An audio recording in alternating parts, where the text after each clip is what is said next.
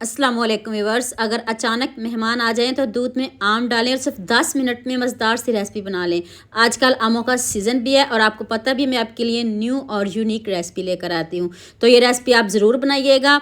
तो आप मुझे कमेंट में ज़रूर बताइएगा आपको ये मेरी रेसिपी कैसी लगी। तो चलें शुरू करते हैं। ये मैंने चावल लिए हैं, जौन से मर्ज़ी ब्रांड के ले लें। चावल तो सभी घरों में होते हैं। अब मैं पहले इसको अच्छे से वॉश करके आपने इसको आधे घंटे के लिए भिगो के रख देना है। तो मैं 2 से 3 मरतबा पहले इसको अच्छे से वॉश कर लूँ। तो मैं फिर आपको बताती हूँ कि आपने इसका करना क्या है। उतनी देर अगर आपको मेरी मेहनत पसंद आ रही है तो सबके साथ शेयर भी कर दें, लाइक भी कर दें और खूबसूरत सा कमेंट भी कर दें। चावलों को मैंने अच्छे से वॉश कर लिया। नेक्स्ट कढ़ाई में मैंने 1.5 किलो दूध लिया है। ये पानी वाला दूध है जो रेगुलर हमारे घरों में होता है। ये डिब्बे वाला दूध बिल्कुल भी नहीं। देख लें आप, ये कितना पतला सा दूध है जो हम सब के घरों में होता है। ये वही दूध है। साथ ही इसमें चावल डाल देंगे और आंच को हम तेज़ नहीं रखेंगे, मीडियम आंच पे इसको पकाएंगे और इधर इसको छोड़ देंगे पकने के लिए।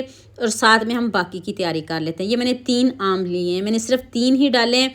ये थोड़े नरम से आम है, आप थोड़े देख के आम लीजिएगा। आजकल आमों का सीज़न भी बहुत खूबसूरत से आम मिल रहे हैं। ये थोड़े नरम है तो फिर भी मैंने ज़ाया नहीं किया, मैंने कहा चलें इसको बना ही लेते हैं। आप ये वाली गलती ना करिएगा, आप फ्रेश लीजिएगा और ताज़े आम लीजिएगा और येलो कलर वाले आम लीजिएगा। तो इसको जल्दी से कट कर लूँ।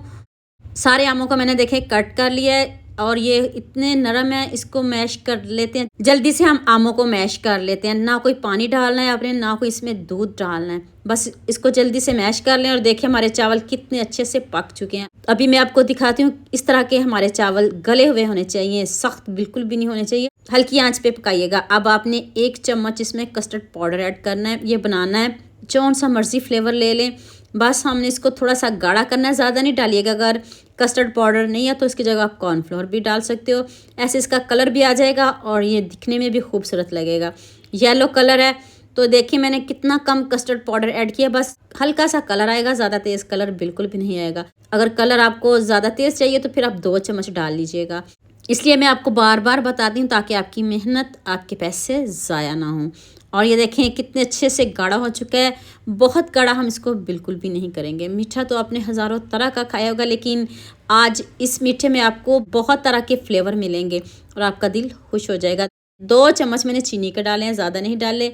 अगर आप चीनी ज़्यादा पसंद करते हो तो फिर आप ज़्यादा डाल लीजिएगा। सिर्फ मैंने 2 चम्मच डाले हैं। तो ये लीजिए जी, हमारा जो मज़ेदार सा मीठा रेडी होने वाला है। अभी देखिए कितने अच्छे से चावल पक चुके हैं, डन है बिल्कुल। अभी हम जल्दी से आंच को बंद कर देते हैं और इसको ठंडा होने के लिए छोड़ देते हैं। आप इसको फ्रिज में भी रख सकते हो, लेकिन मैंने इसको इधर ही छोड़ दिया है। देखिए अब चूल्हा बंद करने लगी हूँ, बहुत अच्छे से पक गया है।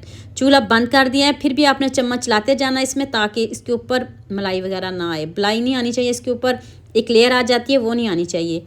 तो अब मैंने देखे जो पेस्ट बनाया था आमों का, वो इसमें डाल देना है आपने। जो हमने ब्लेंड किए थे आम, अब वो इसमें डाल दीजिएगा।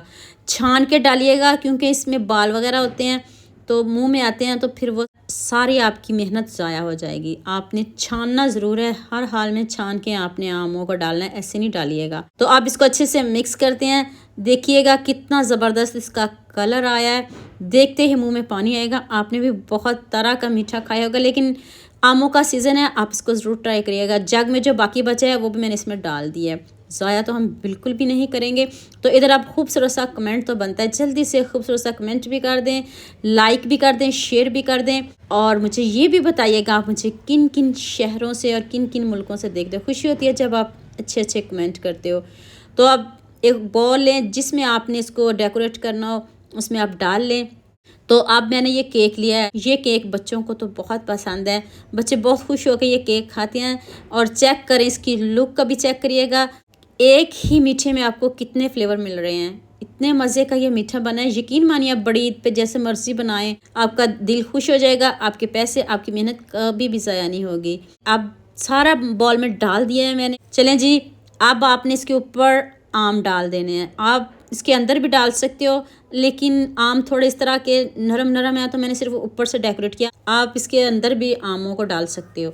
दोबारा जो केक बचे हैं उससे मैं इसको डेकोरेट कर देती हूँ। तो उतनी देर आप सबके साथ शेयर भी कर दें, लाइक भी कर दें और एक खूबसूरत सा कमेंट भी कर दीजिएगा। तो जो बाकी केक बचा है उसको आपने इस तरह ऊपर स्प्रिंकल कर देना खूबसूरती के लिए। मज़ा ना आए तो पैसे वापस। सच में ये वाली रेसिपी है, मैंने सिर्फ इसको 15 मिनट फ्रीज़र में रखा था, आप इसको ज़्यादा टाइम के लिए भी फ्रीज़र में रख सकते हो।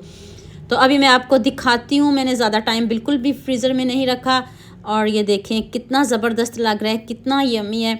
ये दूध पतला है इसलिए इसने ऐसे ही रहना, जितना मर्ज़ी आप इसको गाढ़ा करें फिर भी ये ऐसे ही रहेगा। दूध पतला था, अगर आप डिब्बे वाला दूध इस्तेमाल करोगे तो आपको फ़र्क वाज़िया महसूस होगा। अगर आपको पतला पतला लग रहा हो तो ऐसा कोई इशू नहीं है, पतले दूध की वजह से है। मैंने देखिए बहुत कम मैंने कस्टर्ड पाउडर ऐड किया है, आपने भी बहुत कम ऐड करना है, ज़्यादा नहीं डालिएगा। तो उम्मीद करती हूँ आज की वीडियो आपको लास्ट में पसंद आएगी। जल्दी से मेरे चैनल को सब्सक्राइब कर दो, साथ में बेल आइकन का बटन प्रेस कर लो ताकि कोई भी न्यू वीडियो आपसे मिस ना हो। दुआ में याद रखिएगा। अल्लाह हाफिज़, मिलते हैं एक और नई वीडियो के साथ।